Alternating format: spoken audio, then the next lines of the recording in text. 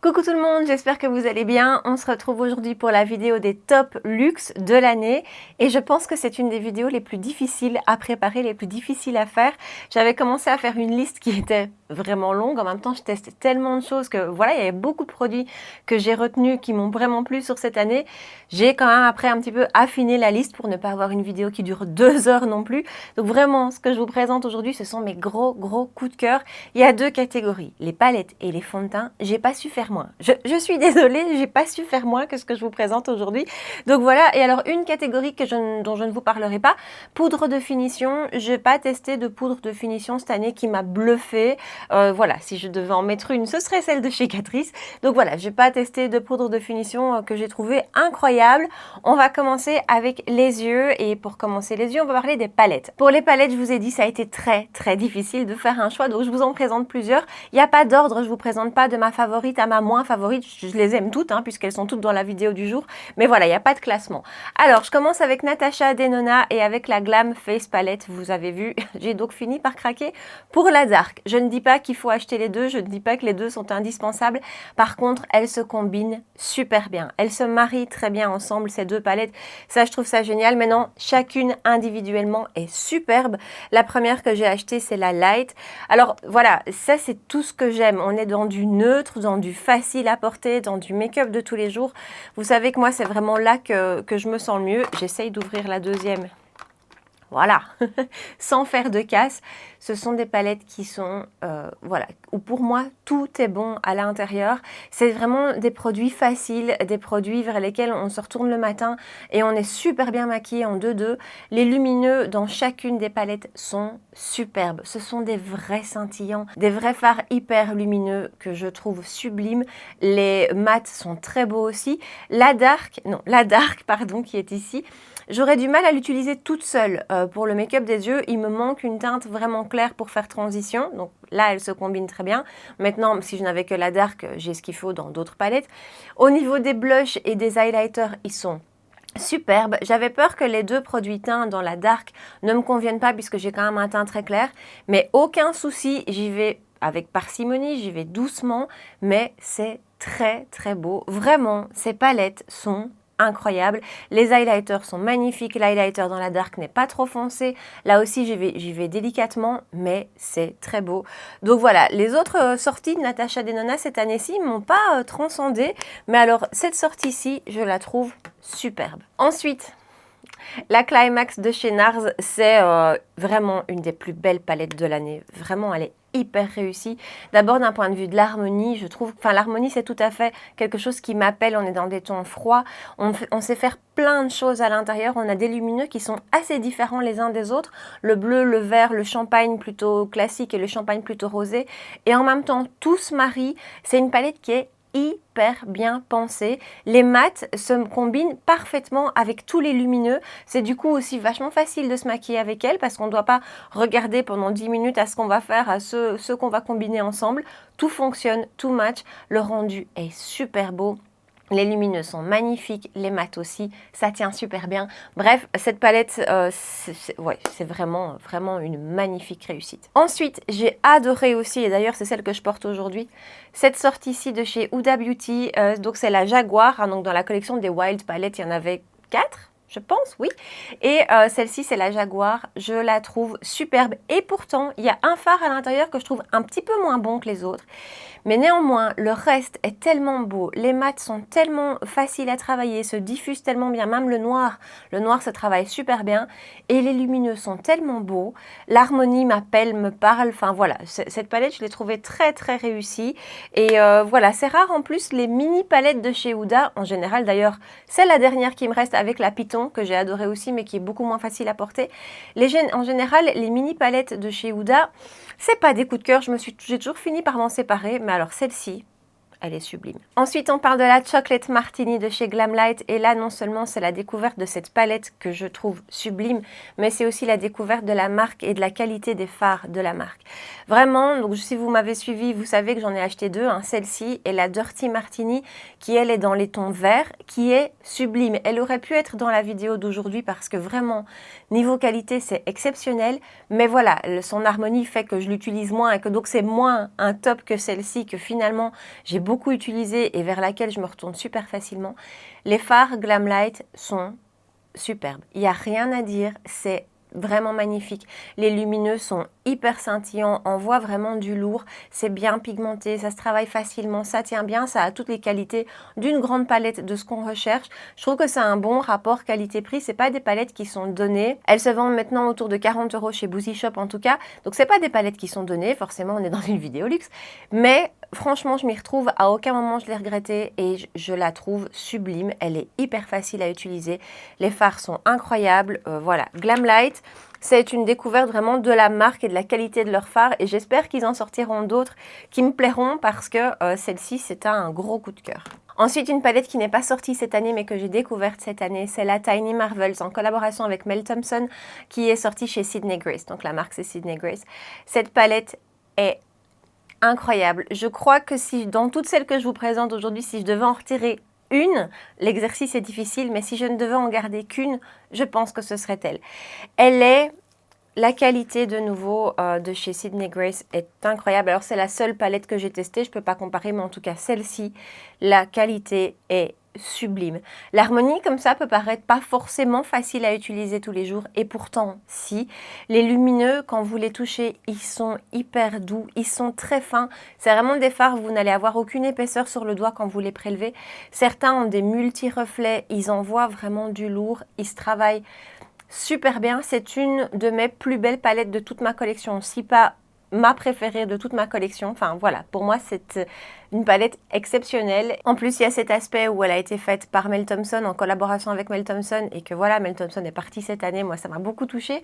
Mais bon, c'était un autre sujet. Et donc voilà, cette palette pour moi est juste parfaite et juste incroyable. Et la dernière dont je vous parle aujourd'hui a été un gros coup de cœur. Moi qui aime les neutres, moi qui aime les make-up de tous les jours, facile à réaliser, la ambiance de chez Sigma m'a vraiment plu. Je ne l'ai pas quittée. Elle ne m'a pas quittée depuis que je l'ai. Elle est tout le temps à côté de moi.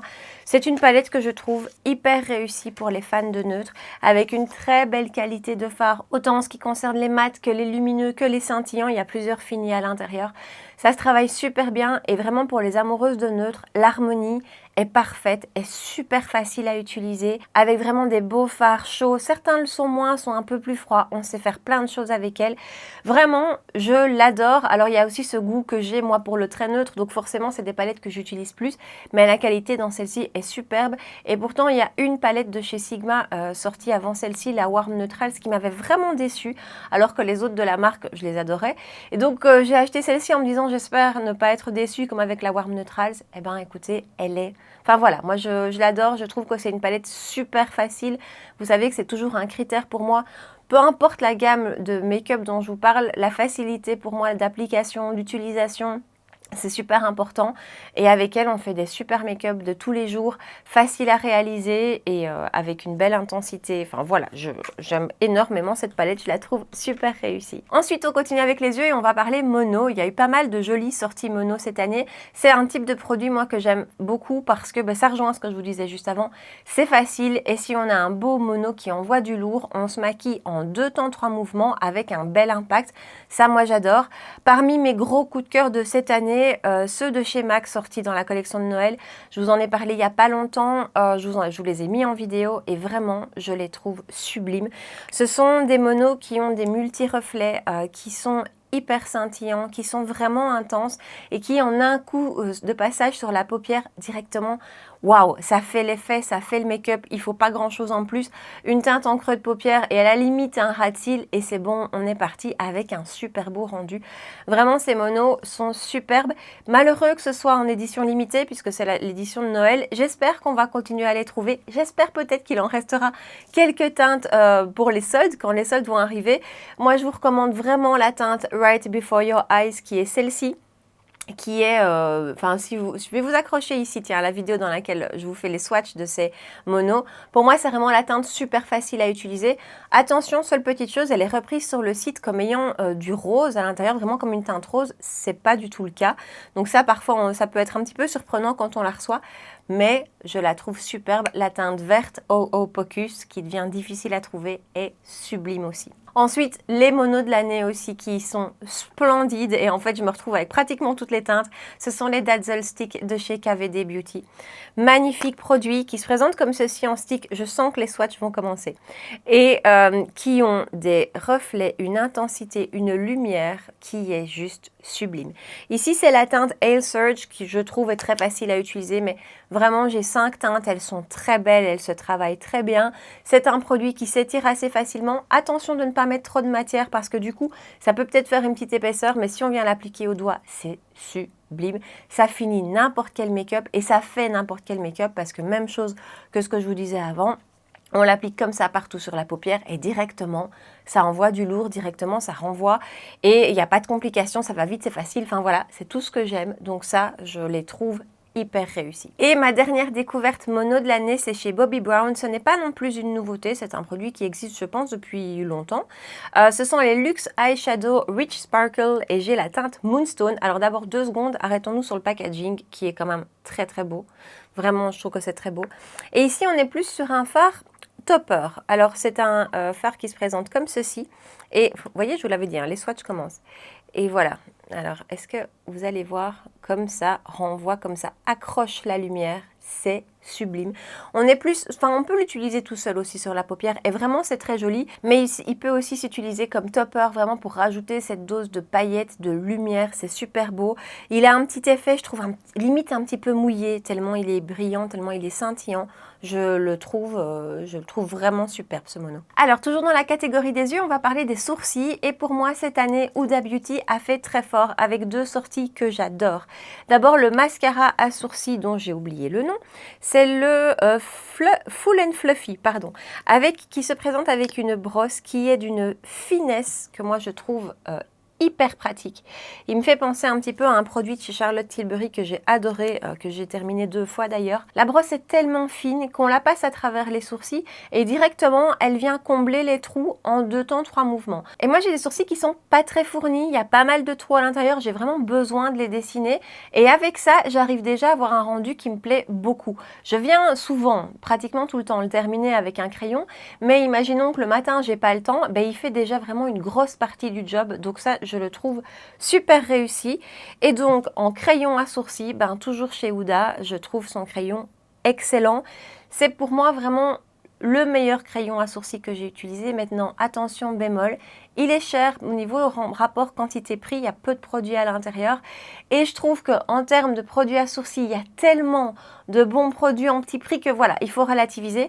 Mais si on a envie de mettre le prix dans un crayon à sourcils, pour moi, celui-ci est le meilleur que j'ai pu tester parce qu'il a une mine qui est, voilà, vous allez même peut-être pas la voir, qui est ultra fine, je n'ai jamais vu une mine aussi fine et donc on a une précision qui est géniale, la texture du produit est juste parfaite, ça glisse tout seul mais ça ne fait pas de petits dépôts, c'est pas trop gras non plus, vraiment ça a un beau rendu, c'est tellement fin qu'on peut faire du poil à poil aussi, il est pour moi parfait ce crayon à sourcils, je le trouve hyper réussi. Un seul crayon slash liner que j'ai découvert cette année et que j'adore. J'en ai découvert beaucoup d'autres qui sont très bien, mais ceux-ci, je dois dire qu'ils sont excellents. Ce sont ceux de chez Too Faced, les Killer Liner, qui d'abord s'appliquent super facilement, vraiment la texture de nouveau est pile poil ce qu'il faut, ni trop grasse ni trop sèche, elle glisse mais elle se fixe et une fois que c'est fixé ça ne bouge pas. J'ai beaucoup de crayons quand je les applique vraiment en liner, ils viennent au cours de la journée se projeter sur ma paupière supérieure. Avec celui-ci, c'est pas du tout le cas, vraiment ça ne bouge pas d'un poil. La couleur c'est le Chocolate, Killer Chocolate, que je trouve super belle. On est sur un marronné mais qui a vraiment pile le bon ton, ni trop foncé ni trop clair. Je vais acheter d'autres teintes de celui-ci, ça c'est certain, parce que vraiment au niveau de la qualité du produit, je les trouve excellents. Et enfin, on termine la catégorie des yeux en parlant mascara. Et là, si je ne dois en garder qu'un, pour moi le meilleur mascara de l'année, mais j'ai même envie de vous dire de tous les temps, de tous ceux que j'ai pu tester en tout cas, c'est le Suede Pro Lash Lift Mascara. Ce mascara pour moi est parfait, est exceptionnel. Il vient vraiment complètement déployer les cils. Il vient faire une frange de cils en éventail. Il les allonge, il leur donne du volume. Il fait tout. Il est super beau. Il vieillit très bien aussi ce mascara. Plus il est ouvert, plus il est beau. Et alors, dernier point hyper fort, il ne bouge pas d'un poil. Il n'est pas vendu comme étant waterproof et pourtant vous savez que sur moi tous les mascaras coulent, et bien lui ne bouge pas du tout. Et voilà, je le trouve super. Il a pour moi toutes les qualités d'un mascara. Je vais le racheter, c'est certain. Là maintenant, il est malheureusement terminé. Voilà. Mais c'est pour moi le plus beau mascara que j'ai testé. Et alors en plus, bien qu'il tienne hyper bien, il n'est pas du tout difficile à démaquiller. Avec mon baume démaquillant, j'ai aucun problème. Et voilà, je le trouve, je le trouve vraiment superbe. Et en plus, il est à un prix, je trouve, assez raisonnable. Donc, il est parfait. Et mon autre très belle découverte mascara aussi de cette année, c'est celui de chez Pat McGrath, le Fetish Eye Mascara, que je trouve là aussi, lui, très réussi. Il va peut-être moins allongé que le Suede dont je vous ai parlé juste avant, mais par contre, il va apporter un très beau volume et il ne va pas faire de paquet. Là aussi, même chose, et je trouve en fait que finalement, c'est un peu le cas pour tous les mascaras. Il est plus beau après quelques jours d'ouverture. La matière, quand elle a un tout petit peu séché, est plus facile à travailler. Voilà, j'adore son rendu, je trouve que c'est un 100%, j'ai jamais de raté, jamais de paquet avec lui. Niveau tenue, il est moins bon que le Suede, il bouge un petit peu sur moi. C'est loin d'être une cata, vraiment, je peux tout à fait m'en contenter, mais il bouge un petit peu quand même. Mais pour le reste, son rendu est tellement beau. Et le dernier produit mascara dont je vous parle, on revient chez Huda finalement, il y a quand même pas mal de produits de Huda aujourd'hui. C'est le Legist Lashes Waterproof Top Coat. Donc ce produit est un produit que vous venez rajouter par-dessus votre mascara une fois qu'il a séché, c'est mieux pour moi je trouve, et qui va complètement fixer le mascara. Et ce produit a été un sauveur pour moi puisque comme je vous l'ai dit, tous les mascaras sur moi finissent par couler, vraiment pratiquement tous à part le Suede et celui de chez Shiglam, ils coulent tous à un moment ou à un autre. Eh bien lui vient complètement les fixer et ça ne bouge pas. Alors ça peut rendre le démaquillage un petit peu difficile, ça c'est son bémol, mais à côté de ça, c'est génial parce que du coup j'ai redécouvert plein de mascaras, j'ai ressorti plein de mascaras et je trouve ça hyper pratique. Allez, on va passer à la grosse catégorie des produits teint et d'abord je vous parle base et là je n'ai qu'une base à vous présenter aujourd'hui, vraiment la seule qui m'a bluffé cette année et je l'ai découvert il n'y a pas longtemps, c'est la Clean Slate de chez Tarte qui est une base qui se présente sous forme d'une pâte comme ceci et qui va venir combler les pores. Il y a d'autres marques qui ont fait ce genre de produit. Il y a Tatcha, pardon, qui est un petit peu difficile à trouver chez nous. ELF aussi, Catrice a fait ce genre de produit, beaucoup de marques, cela dit. Mais celui-ci, je le trouve excellent. C'est une texture qui vient vraiment combler les pores. Et quand je l'applique, je trouve que le résultat est bluffant et qu'en plus, le résultat tient sur les heures de la journée. Il y a pas mal comme ça de bases qui ont cet effet floutant, mais qui au cours de la journée disparaissent, l'effet disparaît. Ici, je trouve que ça reste. Sa texture est très facile à appliquer, très facile à étirer. On a l'impression un peu que c'est une crème, comme ça. C'est vraiment très chouette. Et en même temps, ça n'a pas d'effet gras, donc ça ne me fait pas briller davantage. Et vraiment, je la trouve géniale. Alors, je l'ai découverte il n'y a pas longtemps, du coup. Voilà, il y a un ou deux produits dans la vidéo d'aujourd'hui que j'ai découvert assez récemment. J'ai hésité à les classer dans cette vidéo aussi parce que, voilà, de là à dire que ce sont les meilleurs de l'année. Mais celle-ci, vraiment, m'a bluffée et je trouve que son résultat est magnifique. Et voilà, je l'utilise tous les jours. Je la combine avec d'autres bases en général. J'applique une base plutôt matifiante sur tout mon visage et je viens utiliser celle-ci uniquement là où j'ai des pores que je veux combler, principalement ici. Et donc voilà, elle se combine très bien avec les autres bases et ne fait aucun souci, ça match très bien quand on les associe, donc c'est top. On continue avec le teint et on va parler fond de teint et ça, vraiment, ça a été pour moi la catégorie la plus difficile. J'adore les produits teints, j'en teste beaucoup et je trouve qu'il y a eu beaucoup de très belles sorties cette année. Et du coup, faire un choix, ça a vraiment été difficile. Je me suis d'abord retrouvée avec une liste de 9 fonds de teint. C'était un petit peu trop quand même. Donc j'en ai retesté certains, j'ai repensé et je me suis arrêtée avec 5 fonds de teint que j'ai adoré cette année. Ça reste beaucoup, je sais, j'en suis consciente. Mais vous allez voir que je les aime tous pour des choses différentes et c'est des fonds de teint, voilà, que j'ai pas su les départager. Alors, le premier dont je vous parle, c'est celui de chez KVD Beauty, le Good Apple. Je pense pas du tout que ce soit un fond de teint qui fasse l'unanimité, mais alors moi, qu'est-ce que je l'adore. Je le trouve magnifique. C'est un fond de teint qui a une couvrance qui est extrême, vraiment magnifique, mais on peut aussi en tirer une couvrance moyenne. Ça dépend vraiment de la méthode de l'application et de la quantité de produit forcément qu'on vient de mettre, mais c'est un produit qui s'étire très facilement, qui a un très beau rendu, qui fonctionne avec vraiment toutes les combinaisons de base, de poudre, ça fonctionne toujours, le rendu est toujours très beau. Alors j'ai la peau très grasse, je brille avec lui, mais je ne brille pas à outrance, c'est pas too much, mais bon voilà, il ne contrôle pas du tout ma production de sébum, mais j'aime tellement son rendu, je trouve qu'il a un rendu tellement photoshopé que je le trouve, enfin voilà, que je l'adore. Donc ça c'est le premier dont je voulais vous parler aujourd'hui. Ensuite, j'ai adoré, j'adore le Matissime Velvet de chez Givenchy. Ça pour moi c'est un fond de teint de tous les jours. C'est un fond de teint qui a une couvrance légère à moyenne, de nouveau selon si on vient le construire ou pas, mais donc il peut se construire. Et c'est un fond de teint facile. C'est le fond de teint de tous les jours qui va s'appliquer en 2-2, qui aura toujours un super beau rendu.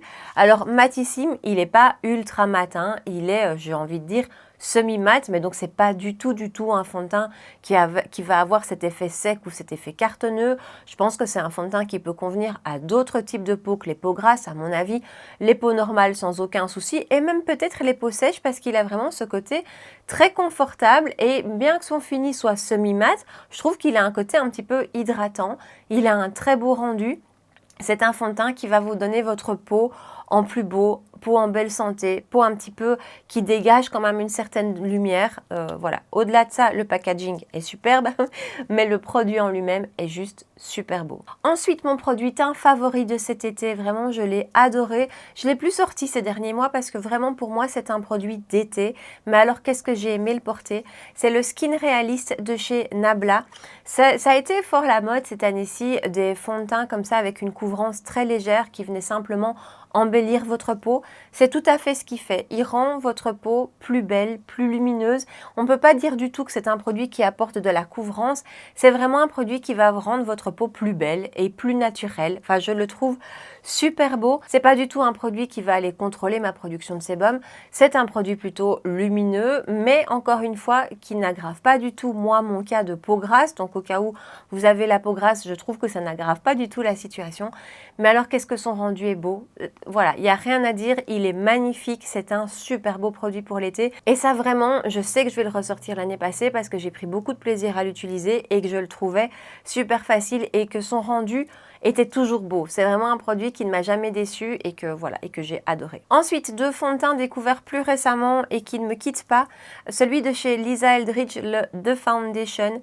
Magnifique fond de teint. Alors j'ai été un petit peu étonnée en l'appliquant la première fois parce que je trouve qu'il a un fini plus mat que ce à quoi je ne m'attendais. C'est pas un fond de teint mat, mais je trouve qu'il a un fini plutôt semi-mat.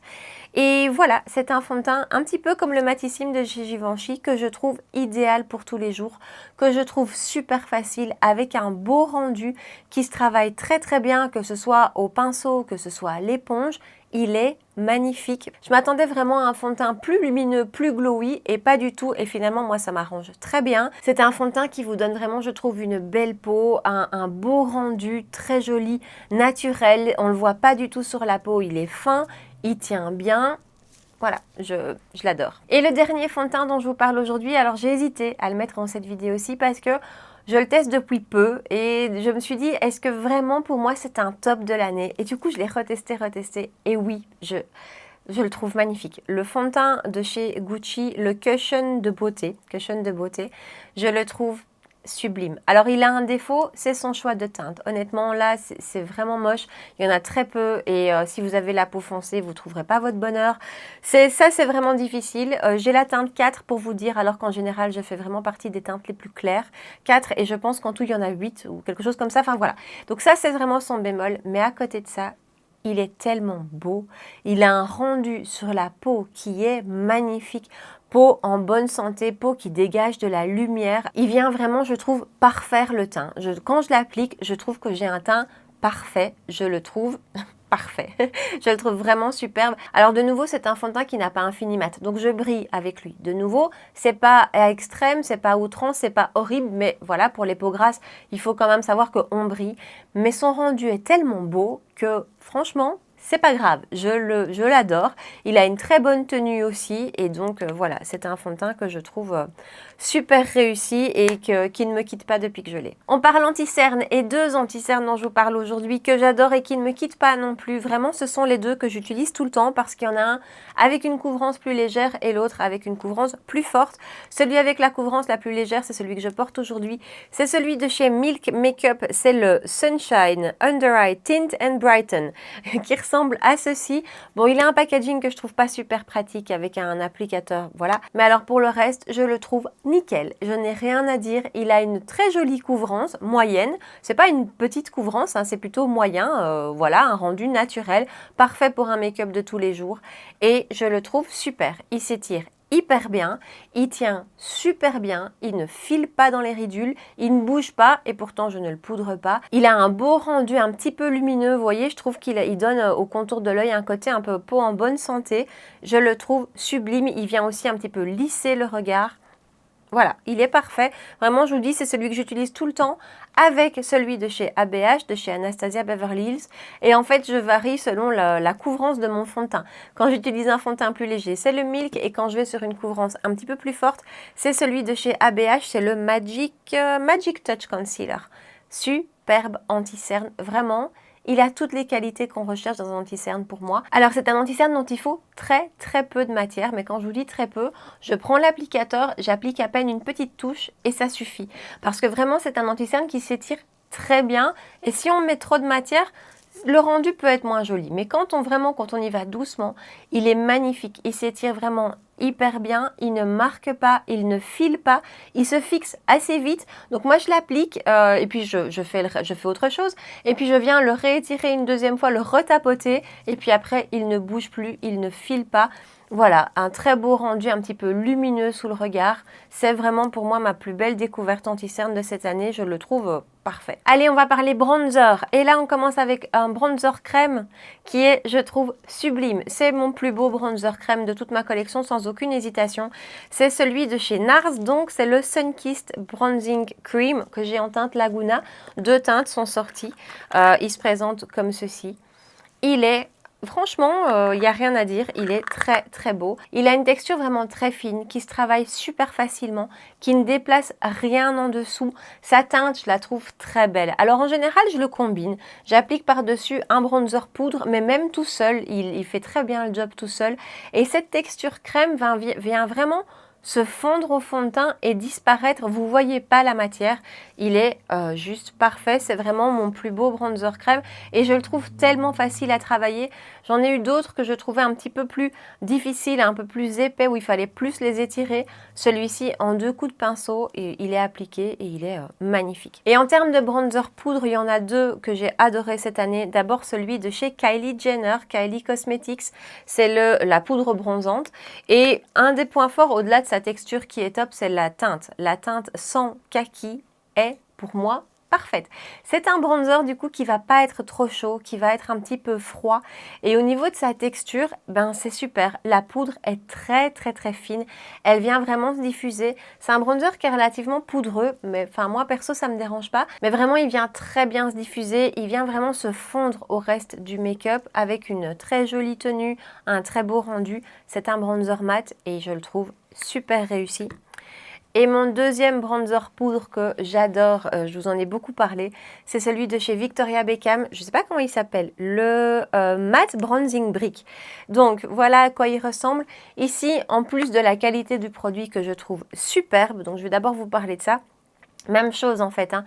Même caractéristique, on a une poudre très fine, vraiment extrêmement fine et qui vient super bien se diffuser, qui vient vraiment se fondre au reste de la matière, des matières qu'on a en dessous.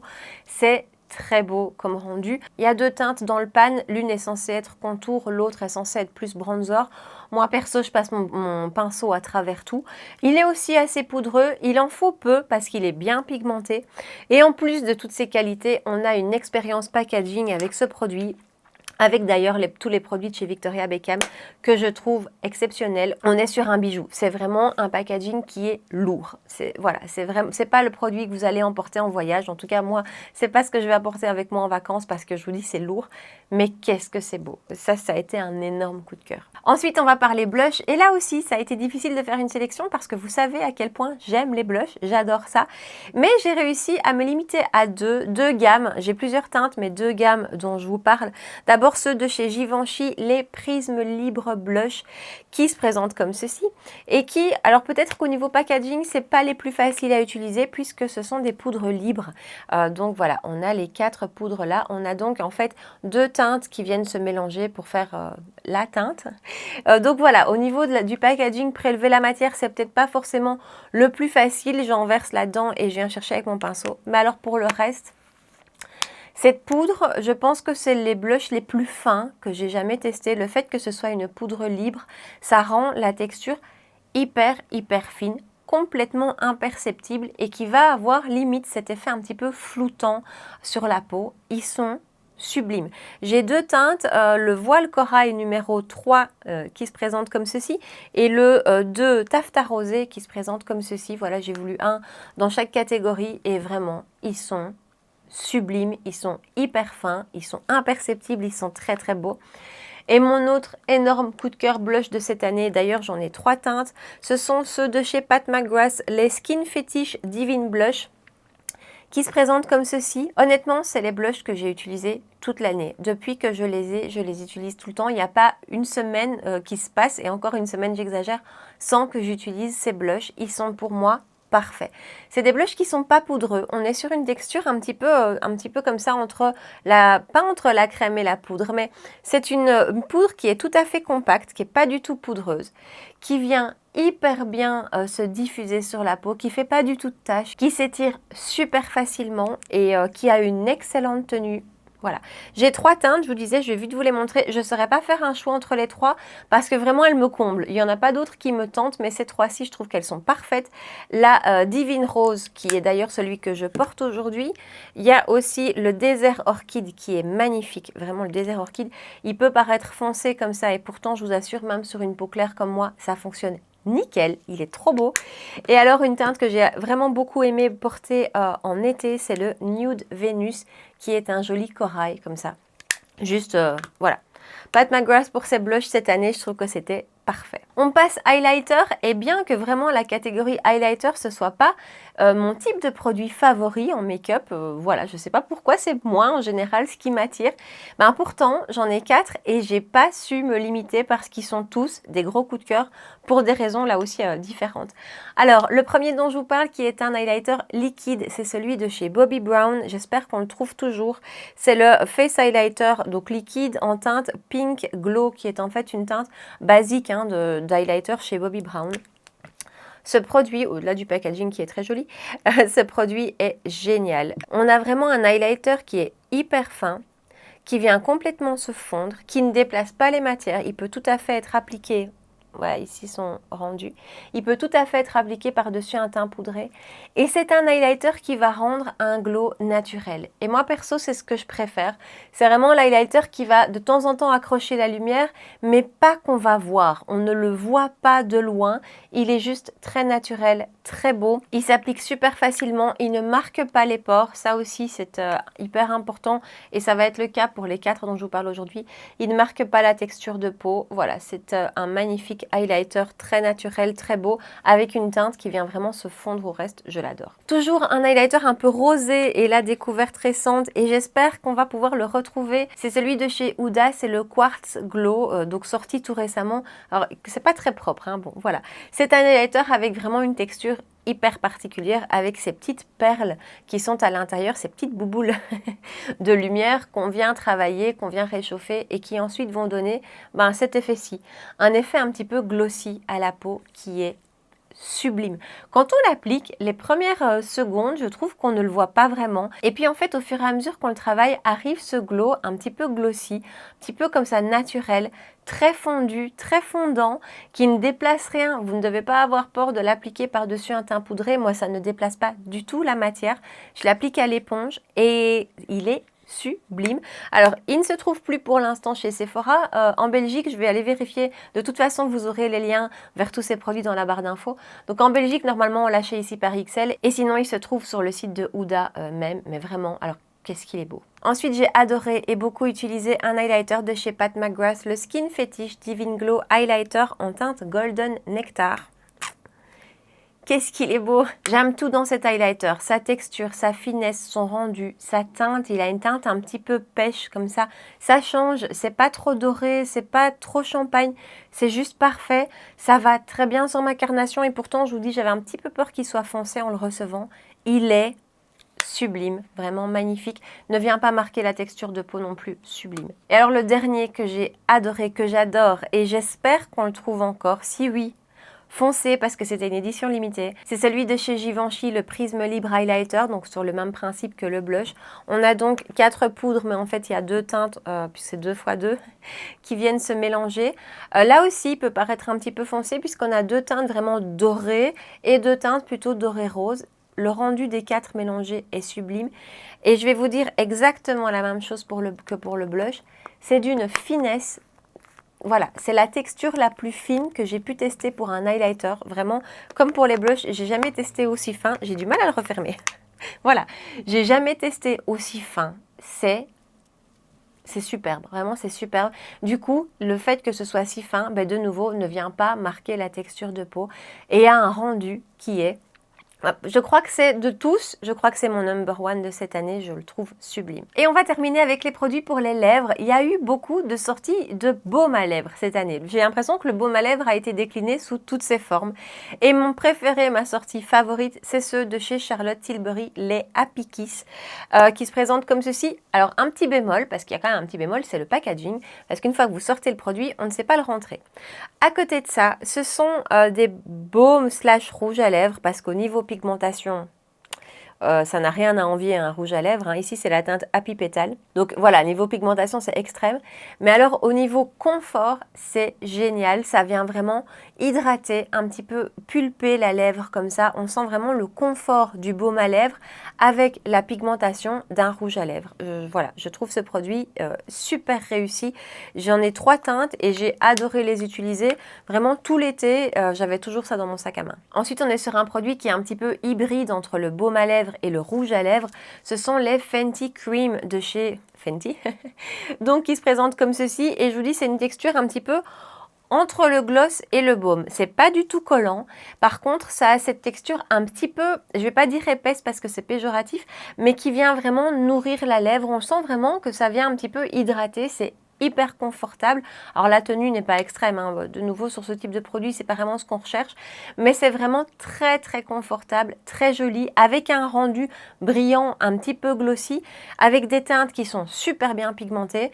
Voilà, moi j'en ai 5 teintes. Là aussi, il n'y a pas une semaine qui se passe sans que j'utilise ces produits que je trouve superbes. Donc voilà, cette teinte-ci particulièrement qui est Mauve Wives, c'est pour moi ma favorite. On est sur une teinte mauve rose froide qui va, je trouve, avec tous les make-up. Dès que j'applique un blush qui est dans les roses, celui-ci fonctionne super bien. Donc voilà, ça, j'adore ces produits. Et ensuite, je vous parle de 2 vrais rouges à lèvres, entre guillemets, des rouges à lèvres raisins, que j'aime autant pour leur texture que pour leur teinte. Et on va être chez Givenchy pour les deux.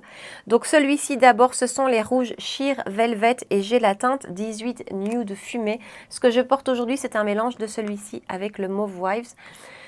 Cette texture, c'est en fait autant au niveau de la texture qu'au niveau de la teinte, quand on l'applique, on a un effet un petit peu flouté comme ça. Je ne sais pas comment vous dire. Voilà, la texture est très très belle. Ce sont des rouges à lèvres mat, mais qui ne sont pas du tout asséchants. Et en plus, ce sont des rouges à lèvres mat, mais même si vous avez les lèvres un petit peu abîmées, un petit peu desséchées ou avec des petites peaux, eh bien ça ne vient pas du tout les marquer. Donc c'est vraiment un rouge à lèvres mat qui convient même quand on a les lèvres qui ne sont pas parfaites. Et je le trouve super et je le garde ouvert comme ça. Et je le trouve super. J'adore sa teinte. C'est de nouveau, je vais peut-être vous faire un swatch.